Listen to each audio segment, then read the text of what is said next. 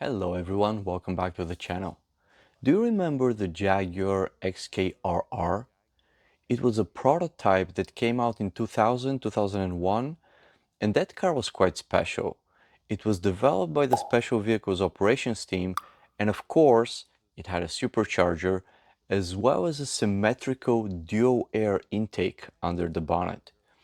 It was equipped with a manual gearbox, it had a limited slip differential, and it also had a very interesting, somewhat rare spoiler in a sense that the spoiler was quite wide and it extended past the width of the boot, overlapping the body.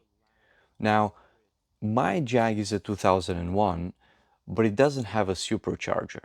Neither does it have a symmetrical dual air intake.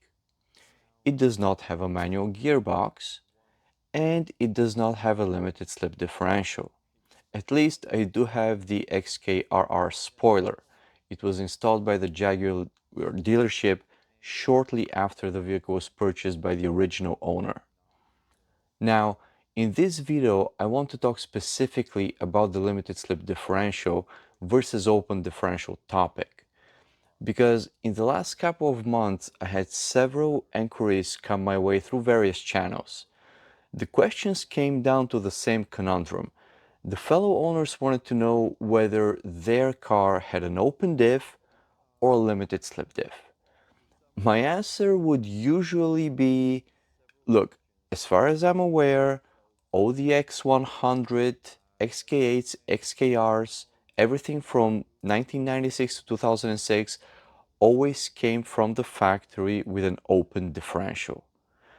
It doesn't matter if it's a limited edition, victory edition, white badge vehicle, it was equipped with an open diff. At least this is my understanding. Please correct me if I'm wrong, let me know in the comments. Now, why would owners be uncertain about this? Well, in one case, my mechanic told me that I have a limited slip diff. Or the previous owner told me that they upgraded the differential. Or the differential was swapped with an XJR diff. And to be fair, I think some of the XJRs of this era were indeed optioned from the factory with limited slip differentials. So there is a valid concern here. And instead of guessing, I just want to very briefly go over how you can check whether you have an open differential or a limited slip one. And this way you can know for sure what's installed on your XK, and all you need to do to get started is lift your rear wheels off the ground. That's really the only requirement. There we go.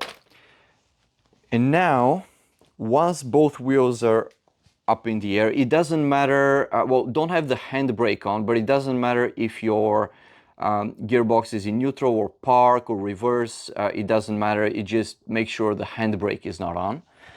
And what you want to do, just give me a second here, what you want to do is the following.